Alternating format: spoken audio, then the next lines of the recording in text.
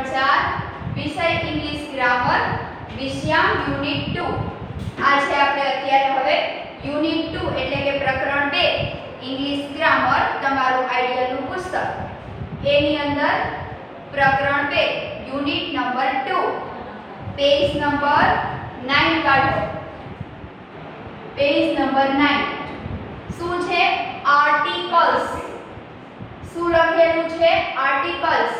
તો આર્ટિકલ્સ શું છે, આર્ટિકલનો ઉપયોગ ક્યારે થાય છે એના વિશે આપણે અત્યારે સમજવાનું છે। ચાલો સમજીએ। આર્ટિકલ્સના બે પ્રકારના હોય છે। આર્ટિકલ્સ છે એના પ્રકારો કેટલા છે? બે, અનિશ્ચિત અને નિશ્ચિત। આર્ટિકલના મુખ્ય બે પ્રકાર છે, અનિશ્ચિત આર્ટિકલ અને નિશ્ચિત આર્ટિકલ। અનિશ્ચિત એટલે કે જે ચોક્કસ સ્વરૂપે ન હોય એ, અને નિશ્ચિત એટલે કે જે ચોક્કસ હોય એ। અનિશ્ચિત અને નિશ્ચિત આર્ટિકલ। આર્ટિકલ એ અને એન અનિશ્ચિત આર્ટિકલ છે। જો તમને હવે અનિશ્ચિતની અંદર કયા કયા આર્ટિકલ આવે? આર્ટિકલ એ અને આર્ટિકલ એ એન એન એ બંને કેવા આર્ટિકલ છે? અનિશ્ચિત આર્ટિકલ છે। અનિશ્ચિત એટલે કે જે ચોક્કસ સ્વરૂપે હોતા નથી। અનિશ્ચિત આર્ટિકલ। જ્યારે આર્ટિકલ ધ છે એ નિશ્ચિત આર્ટિકલ છે એટલે કે ચોક્કસ સ્વરૂપે હોય છે।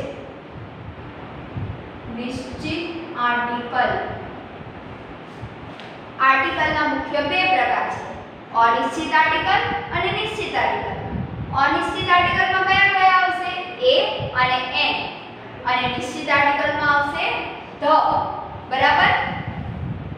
આર્ટિકલને ગુજરાતીમાં ઉપપદ કહે છે। આર્ટિકલને ગુજરાતીમાં શું કહેવામાં આવે છે? ઉપપદ। ઉદાહરણો।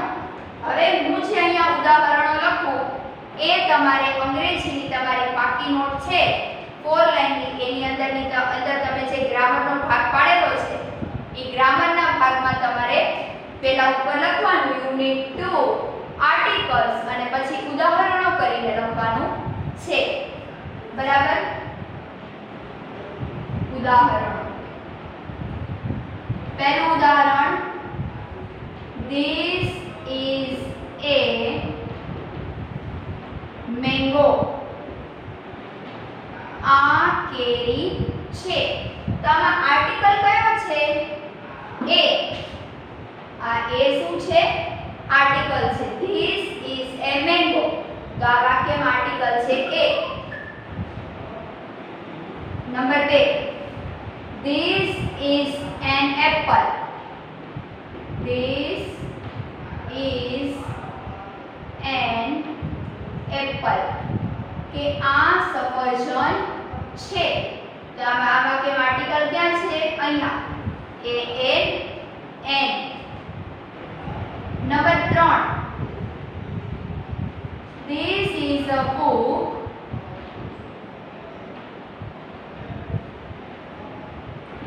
It is on the table। It is on the table। This is a book। A article। It is on the table। તો ધ છે એ આર્ટિકલ છે।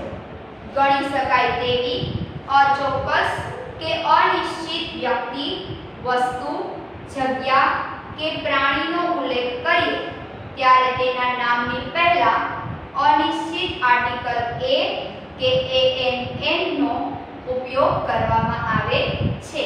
તો અહીંયા તમને શું કીધું છે કે તમારે યાદ રાખવાનું છે કે અચોક્કસ કે અનિશ્ચિત વ્યક્તિ, વસ્તુ, કોઈ પણ વસ્તુ હોય, જગ્યા હોય કે પ્રાણીની જ્યારે વાત કરવામાં આવે ત્યારે તેમનું નામ હોય ત્યારે નામની પહેલા આર્ટિકલ વાપરવામાં આવે છે।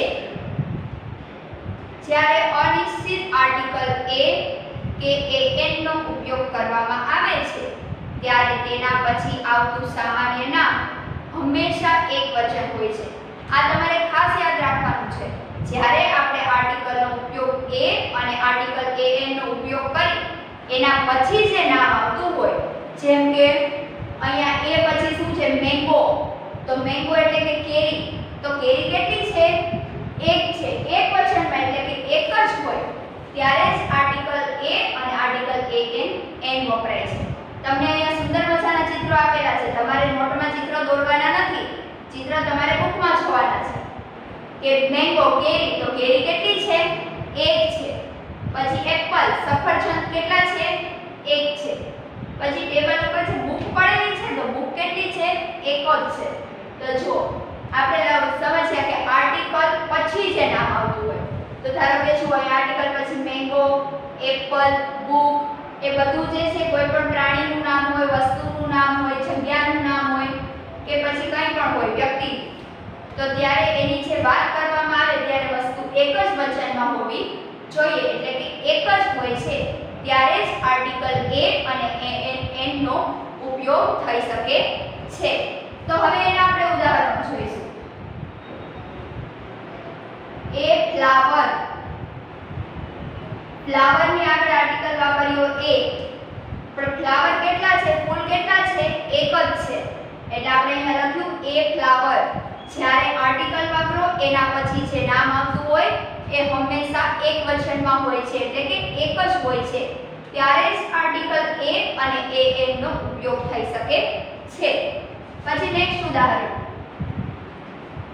એન એલિફન્ટ, તો હાથી કેટલા આપેલા છે તમને એક,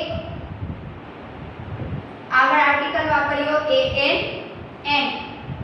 નંબર 6 એ ટીચર, ટીચર એટલે કે શિક્ષક, તો કેટલા ટીચર અંદર તમને આપેલા છે એક, એ ટીચર આગળ આર્ટિકલ વાપર્યો એ. પછી નેક્સ્ટ એન અમ્બ્રેલા,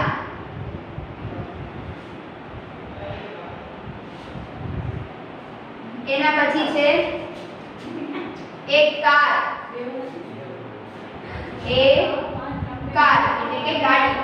તો આ દરેક જે વસ્તુ છે ફ્લાવર, એલિફન્ટ, ટીચર, અમ્બ્રેલા એટલે કે છત્રી, કાર એ બધા શેમાં છે એક વચનમાં છે કે વસ્તુ એક જ છે ત્યારે આપણે આર્ટિકલ આમાં વાપર્યો છે. આર્ટિકલ a અથવા આર્ટિકલ an એક વચનમાં જ ઉપયોગ કરવામાં આવે છે. પાછળ ફેરવજો પાનું, પાના નંબર 10. ચાલો સમજીએ. જો સામાન્ય નામ એક વચન હોય અને તેનો ઉચ્ચાર કોન્સોનેન્ટ એટલે કે વ્યંજનથી થતો હોય તો આર્ટિકલ a વપરાય છે. જો સામાન્ય નામ એક વચન હોય, અહીંયા હું લખું છું એક વચન હોય, સામાન્ય કોઈ પણ તમને જે નામ આપેલું હોય અને એનો ઉચ્ચાર વ્યંજનથી થતો હોય,